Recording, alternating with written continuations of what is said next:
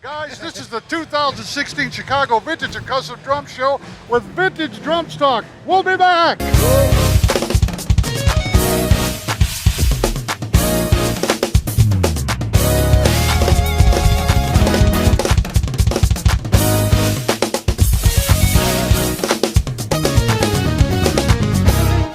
Guys, Jim Messina, Vintage Drum Stock, the Chicago Vintage and Custom Show 2016. I finally ran into somebody that I've been really wanting to talk to for years. Here he is, Joe Meckler. This guy is fantastic. Look at the stuff he's got. Joe, so nice to meet you, my friend. Same here too. Finally making I've been waiting to finally talk to you, and we're going to do it now. I appreciate it. I was drawn to this booth, you guys, because look at all this World War II stuff. Joe, you got to tell me about this. I mean, Sure. Well, this is the WFL Victorious. This was the first version of the drums that they had, that when he teamed up with Cecil Stroop for the internal tune system.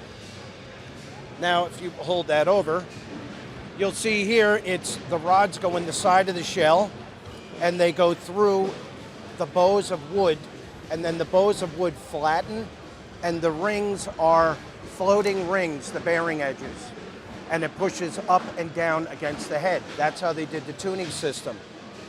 However, the issue that created it to fail was that they only threaded the rod 3/4 of the way up. So what would happen is when they would get to the lock, see the splines that are in there, they would snap the press weld, and now the entire drum is useless. You can't tune it. So in the midst of that, when they started failing, put that on the stand for me, Ludwig said, I better do something quick or I'm going to be out of business. So he then redesigned it and went to the second version. this is the second version. Now, this is where it gets interesting for me. Did they both have aluminum badges? They did. Okay. And this one actually never got a badge. It was drilled, but it never got a badge. Right, and you can see there's no footprint or anything. There was never a badge on there. So these are almost identical to the rolling bomber, except for the kerfing on the lug is different. The clips are different. And WFL always offset his lugs, where Slingerland were lined up. Now, I notice all the wood parts are in great shape, except for maybe the feet here, but are these all original? Yeah. And rosewood? Yeah. Or walnut? And this is the rosewood with Slingerland. Okay. WFL did the walnut. And I'm lucky enough to be the second owner here. They bought the drums new, played them, and then stored them in a closet for over 70 years. I'm seeing something here that's very rare. Now you've seen the one that I have, and then I made some reproductions. One went to Dave Brown in England, but this is in fantastic shape. Well, it all breaks down. This is what it looked like prior. Everything was painted flat black. Everything was painted flat black. Okay, so that's the only modification you redid it.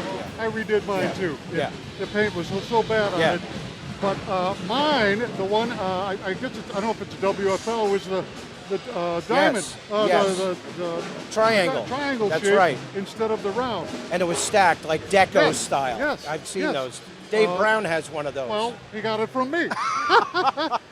And his is the reproduction. Oh, cool. One of my, I made 2 reproductions off of my original, and he wanted one for his bomber set. Oh, cool. So he's Dave Brown.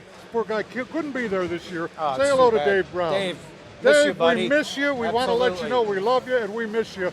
But we're talking about you, and your presence is not gone. You're still here. So In look. spirit.